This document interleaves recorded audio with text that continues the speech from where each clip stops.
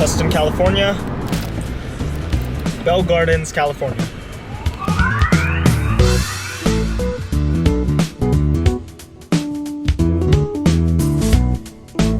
So after about a 40-minute drive, I'm finally at Bicycle Hotel. You can't even see it, so I don't know why I'm showing you. I'm at the Bicycle Hotel and Casino. It's the closest casino that has a decent buy-in structure, so I'm gonna be playing the 2-3 here. The max buy-in is 300. Before we get into the game, I was actually here 5 days ago on Friday. About to play some 2-3 at the bike, so wish me luck. And I have a few hands to share from there. First interesting hand of last session, I'm in the small blind with Jack 10 of hearts.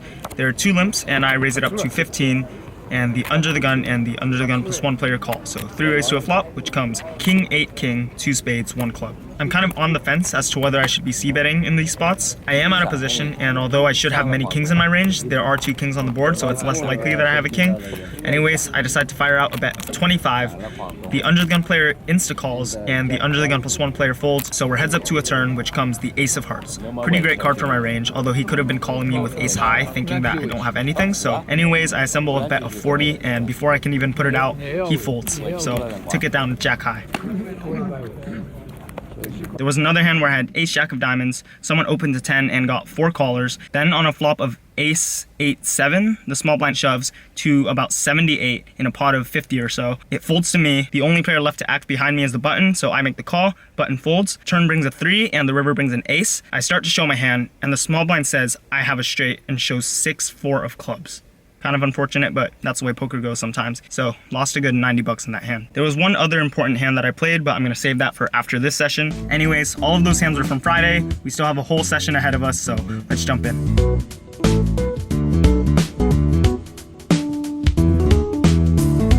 So I sit down at a 2-3 game. As soon as I get on the list, there are enough people to start a new table, so that's exactly what we do. First interesting hand of the session, which is only about the 3rd hand. I am in the cutoff with king queen offsuit. I open it up to 10, the button calls, and the big blind calls. So 3 ways to a flop, which is queen 9 8, 2 clubs. The big blind checks to me. Pretty clear c-bet here, so I lead out for 20. The button calls and the big blind folds.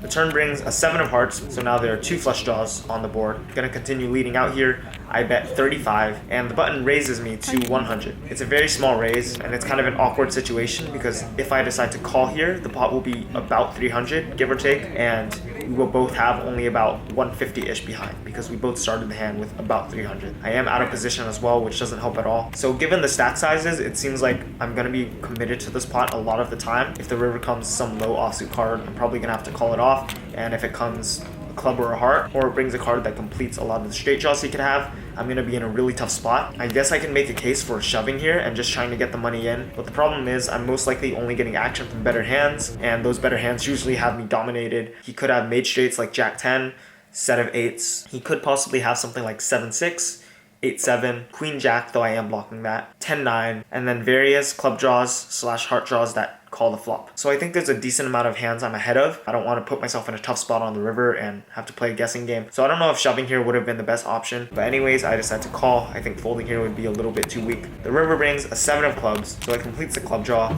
I check it over to the button, and he shoves for 150.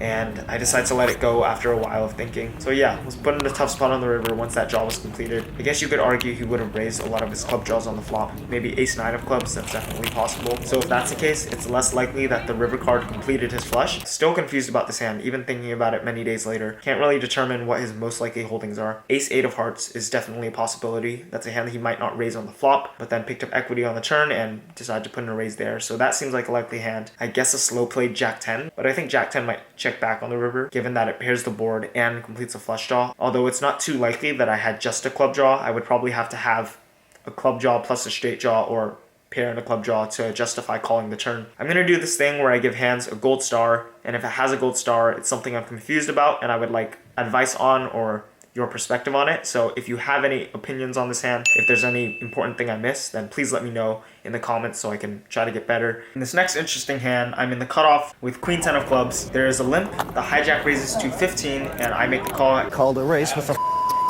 You called a race with Queen 10, honey. And the limper, who is in the low jack, makes a call as well. So we're 3 ways to a flop, which comes Jack 3-4, 2 clubs. Pretty good flop for Queen 10, flush draw over card, and runner straight possibilities. So the low jack checks, and the high jack, who is the pre-flop raiser, checks as well. I decided to take a stab at the pot. I'm happy to take it down here, but also happy to build a pot in case I do hit my flush. I put out a bet of 25. The low jack folds, and the high jack raises to $75. Pretty small raise. Don't think I should be folding here. Once I make this call though, I'll have about 200 behind and the pot will be around that much as well. So I'll have about a pot size bet left. Assuming a queen is good, I have 3 outs plus the 9 clubs that can come. But he could definitely be doing this with any ace X of clubs hands. So even my flush outs might not be good. Might even cause me to lose more money. So not too sure about this. Anyways, I make the call. Called a race with a Queen 10. And the turn brings the queen of hearts. He puts me all in for 200, and of course I'm going to make the call once I hit my queen. Called a race with Queen 10, idiot player. The river brings an offsuit 10, and he turns over King Jack offsuit. So taking this one down. In this next hand, I am in the big blind. There's a $6 under the gun straddle. 2 people call, and I look down at 5-4 offsuit. I am going to be out of position, and it is kind of loose, but we're also playing 6-handed, and I'm getting such a great price. Again, people at these lower stakes don't put too much pressure on limpers, so I figured there's a good chance that the under the gun player will check his straddle option. So I make the call for $3 more, and the under the gun player checks his option. So 4 ways to a flop, which comes 5-4 queen rainbow. Flop bottom 2 pair. I check, the under the gun player checks, and the under the gun +1 player leads out for $9. I call, and the under the gun player calls as well. 3 ways to a turn card, which is the jack of clubs, bringing them back to a flush draw. I check again, the under the gun player checks again, and the under the gun +1 player continues leading out for 35. I think I should be raising here. I think calling on the flop is fine because it keeps the under the gun player in the hand and the board isn't that wet. But once the jack comes, bringing back for a flush draw and multiple straight draws, I think it's best to raise here, try to get more money in the pot. But I decided to just flat call, and the under the gun player calls as well. So still 3 ways to a river card, which is the 7 of spades. Pretty safe card. I'm not worried about too much. It shouldn't have completed many realistic draws that people could have. So I think I should be leading out here for some value. A weak queen would probably check back for showdown value, and if I did have a missed draw, I should be leading out as well. But for some reason, I decided to just check. The under the gun +1 player would put out another bet. Under the gun checks, and under the gun +1 says he missed. I show my 2 pair, and the under the gun player shows ace king of spades. So I took down a decent sized pot. 5-4 worked out this time. Not too sure about playing that pre. But as I was pulling in the chips from that previous hand, I get dealt pocket kings. 3rd time in the vlog that I've gotten pocket kings, I believe. I was supposed to be in the small blind, but another player bought the button, making me under the gun. So I raise it up to 12. I get 1 caller, and then action folds around to the player who's to my direct right. He 3-bets to 45. This player was playing very loose. I've seen him 3-bet with king 5 before, played like queen deuce from hand, and he would play his hands extremely face up post flop. If he had it, he would bet, and he'd bet confidently, and if he didn't have it, he'd check and then fold. Simple as that. He started the hand with $202, so I take my time and then announce all in. The player who initially called me folds, and then the player to my right calls. His English wasn't very good, but he mumbles something about thinking that I have aces or ace king. So pretty good sign for my hand. The flop comes 5-8 jack, 2 clubs, pretty safe flop.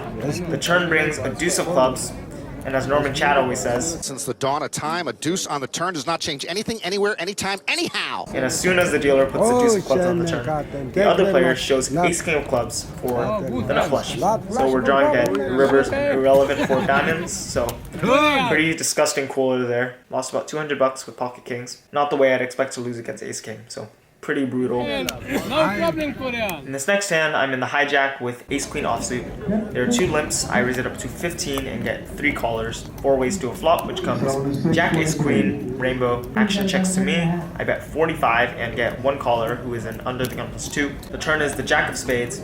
He has about 100 left behind, so I think there's no choice here other than to shove. Plenty of draws on the board that I want to charge. I put him all in for $102. He snap calls, the river's a 10, and he shows king 10 offsuit. So flop to straight, another hand not really going my way. All the other hands that I wrote down are pocket pair hands. In this session, I picked up a total of 12 pocket pairs in 3.5 hours, including the king's hand. That's probably the most pocket pairs I've ever picked up. Had 8s like 3 or 4 times at least. Had 10s twice, 3s twice or 3 times, something like that. Yeah, pretty crazy. So I'm just gonna fly through these hands real quick. Some of them aren't that important, so they'll go by quickly. First pocket pair, I have deuces and under the gun +1. I open it up at 12, the big blind calls. Don't hit the flop, check, check. The turn is a 7. He bets, I fold, and he shows a 7. Next hand, I'm under the gun with jacks. I raise it up to 12. The under the gun +2 player and the small blind call. The board is king high. I put out a c-bet of 20 and take it down. In this next hand, I have pocket 8s in the low jack. I raise it up to 12. The cutoff and the button call. Flop is 3, 4, 7, 2 diamonds. One of the best flops you can ask for when you have pocket 8s. I put out a c-bet of 25. Both players call, and the button is actually all in for about 15-ish, so we've got a little side pot going on. The turn is the ace of spades. The cutoff had about 75-ish left behind. So I decided to shove, repping the ace. Not sure if this was the best decision. The cutoff had been folding a lot to pressure, so he usually doesn't continue unless he has very strong hand. So I figured I could push him out of the hand and show down against the button. There aren't really any good cards that can come for me on the river, except for an 8, of course. So I don't think it's terrible for me to be shoving there. I should be charging any diamond draws here. I did raise pre-flop as well, so the ace is a better card for my range than his. So not too worried about that much, except for obviously 3s, 4s, 7s, or 5, 6. And those hands probably should have shoved on the flop, except maybe the straight. Otherwise, I think I'm in pretty good shape here. So I put them all in. The cutoff folds, and the river is a jack, and the button shows king jack offsuit. So unfortunately, we got rivered on the hand, but no big deal. At least I won a $20 side pot. Next hand, I'm in under the gun with pocket 10s. I raise to 12, under the gun +1, and under the gun +2 call. 3 raise to a flop, which is 9, 7 jack, 2 clubs. Not a shareable flop for pocket 10s. I do also have a club in my hand, so plenty of backdoor flush opportunities. I decide to just check. I think I should have definitely been c-betting here with my gut shot, my backdoor flush draw, and my middling pair. If I do decide to check the flop, I think check raising here wouldn't be a terrible idea. My hand is one of the better draws I could have. So I think pocket 10s is certainly a fine hand to put in my check raise range. For some reason, I just decide to check, see what they do. Under the gun +1 checks as well, and then under the gun +2 puts out a bet of 17. I make the call. I don't think I can fold just yet. I can pick up equity with a queen or a club, and of course a 10 or an 8 wouldn't hurt as well. So I make the call. Under the gun +1 folds. So heads up to a turn, which is the ace of diamonds. I check it over to under the gun +2, who puts out a bet of 18. I don't think I'm beating much at this point, so I make the fold. Next pocket pair hand, I'm on the button, and I have pocket 8s once again. Under the gun +1 raises to 10. The hijack calls, I call. The big blind puts in a tiny 3-bet to 25. The original raiser calls, the hijack folds, and I make the call as well. So 3 ways to a flop, which comes king 5-3, 2 diamonds. The big blind actually checks. The under the gun +1 player checks. I don't think there's any reason to bet here, so I check back. The turn is the ace of diamonds, and I hold the 8 of diamonds, so I am drawing to a flush. Weak flush, but a flush nonetheless. Action checks to me, and I don't think either player is checking an ace in this situation once it goes check, check, check on the flop. So I'm pretty confident that I could get a bet through in this situation. There are definitely a lot of better hands I can get to fold here, like 10s through queens, and strangely enough on this board, I think I could be ahead a decent amount of the time. I'm pretty sure if under the gun +1, who was the original raiser, had a king, he would bet it on the flop once the big blind checks. And of course, if the big blind had a king on the flop, I don't see any reason why he wouldn't bet it. So given the action, I think it's very unlikely either player has an ace or a king. Anyways, I decided to bet it out with 40, just to take a stab at the pot, and I still have equity with my diamond draw. The big blind folds, and the under the gun +1 player calls. The river is the 9 of diamonds, completing the flush. The under the gun +1 player checks it over to me, and I decided to check back. I don't think I'm getting value from worse flushes. Don't think I'm getting value from an ace or a king, and I don't think it's likely they have that either way. I really don't think there are any worse flushes in the under the gun +1 player's range. Even if he had a worse made flush on the turn, like 7-6 of diamonds or something like that, then I don't think I'm getting value from it on the river. And of course, better hands are going to call or possibly raise if he has a queen high flush or jack high flush. So I think it's fine to check back here. I show my flush, and it's good. Next pocket pair, I'm under the gun. I raise to 12 with pocket 4s and take it down. Next pocket pair, I'm on the button with pocket 8s once again. I raise to 12 and the big blind calls. Flop, once again, is a great flop for pocket 8s, almost the exact same as the first time I had it. It is 7-6-4, 2 clubs. I do not have a club in my hand. I c-bet to 20. The big blind calls. The turn is the deuce of spades. The big blind has about 100 left behind. Pot is only about 60 something-ish, and I suppose I could set up for a river shove, but I don't think there are many good cards that can come for me on the river. Any club is bad. There are many overcards that can come. I'm not a huge fan of how I decide to play this. I bet 100 exactly, pretty much exactly what he has left, and not exactly sure why I decided to do this. I think I just wanted to get the money in before a club or an overcard came up, and I figured I could put him in a tough spot, perhaps get him to call with a 7, though I am blocking a lot of hands he can have. Not a exactly sure why I decided to overbet here. I suppose I should have just bet something like 40 and then check back the river if he decides to check. Not exactly sure what was going through my head when I decided to shove here. Anyways, he tank folds and he takes the river card from the deck just to see what it is. It's a 6 of spades, if anyone's curious. So took down that pocket 8s. Next pocket pair, I have pocket 2s under the gun. I raise it up to 12, and the under the gun +1 player, who seemed to be a decent player, puts in the 3-bet to 35. I think we're playing 7-handed or so at this point. Anyways, the player 2 to his left calls and had a stack of about 550 or more, so action folds to me, and I make the call as well, hoping to flop the set. The flop comes ace-8-5. Don't hit my set. I check. The under the gun +1 player c-bets 50, and both of us fold. Next pocket pair, I am on the button with pocket 10s. Once again, there are 2 limps. The cutoff raises to 15. I have 3-bet to 50, and the cutoff calls. So heads up to a flop, which is pretty safe. It is deuce 3-5 rainbow. He checks it to me. He has about 150 behind. I put out a bet of 60, and he folds. Next pocket pair, I am in the cutoff with, guess what? Pocket 8s, once again. And I have the 8 of diamonds again. I open it up to 12. The small blind calls, and the big blind raises all in to 39. Needless to say, this player was playing with a very small stack, so I think I'm flipping a lot of the time. So I decide to make the call, and the small blind folds. Board runs out jack high, and the big blind shows king queen of clubs. So took it down again with the 8s. Last pocket pair, I have pocket 3s in the big blind. The small blind raises to 10. I make the call. Flop comes 10 high. Goes check check. The turn is the ace of spades. Small blind bets 10, and I make the fold. And that was pretty much it for that session. Don't know how I picked up so many pocket pairs, but I'm not complaining at all. In for 300 initially, lost a good amount with that king queen hand at the very beginning. I topped off my stack with 140 more, so in for 440 total. Hi, Niggy, how are you? Good. 458. Out for 458 for an $18 profit. So not the greatest win in a 3-hour, 33-minute session, but definitely better than losing. Thank you. 458. Just finished a 3-hour and 33-minute session.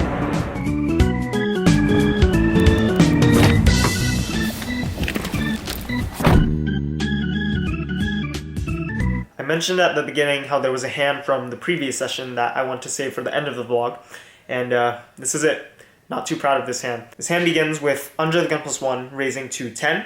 I'm in the cutoff with queen 10 offsuit, and I decide to make a pretty loose call. He called a race with queen 10. It's just unbelievable. This kid probably won't last another hour. The small blind calls as well, so we're 3 ways to a flop, which comes queen 9-4 rainbow. The small blind checks. The under the gun player puts out a c-bet of 20, and I make the call with no reason to raise here, and obviously not folding. And the small blind folds, so we're heads up to a turn, which comes a pretty good card. It is the queen of diamonds, and this time the under the gun +1 player slows down and checks it over to me. I think checking or betting in the spot are both fine. I would want to bet here to balance out the times when I have a marginal hand that called the flop and decides to take a stab at the turn when it gets checked to me, and having something as strong as trip queens is definitely a hand I could put into that range. I don't think balance is extremely important at the lower stakes because there aren't too many players who will do much to exploit you if you're unbalanced, but definitely something you still want to keep in mind, especially if you want to build good habits to eventually move up in stakes. There are other reasons you would want to bet here too, such as to build a pot.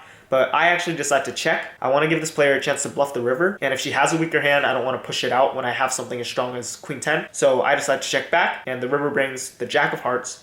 Pretty safe card, it shouldn't have changed too much. And this time, the under the gun +1 player leads out for $50. This bet looks really fishy. 1, because of the sizing, and 2, because I think most of the strong hands she has on the river should be betting the turn. Ace queen, queen jack, pocket 9s and pocket 4s. The most realistic value combo I think she could have is pocket jacks. That's definitely a hand she could have been c-betting on the flop, slowing down on the turn with, and then betting the river when she fills up. Other than that, don't see too many hands here, so not believing the bet at all. And this is where I make a huge mistake. Generally, when you think someone is either completely bluffing or has a very strong hand, you either just call or just fold. The reason being that if you raise and get re-raised, you put yourself in a really tough spot, and you're only really getting action from better hands. I have the worst queen I could have in my range, so my hand is pretty much just a bluff catcher. So of course, I decide to raise with my queen 10. I make a raise to 150. I guess it was a combination of the fact that I didn't believe her bet at all, and the fact that I had a 10 in my hand, which didn't actually matter too much because she shouldn't have hands like king 10 or 10-8 in her range too often. And I think it's actually a pretty bad card to have in my hand because it blocks bluffs she could have like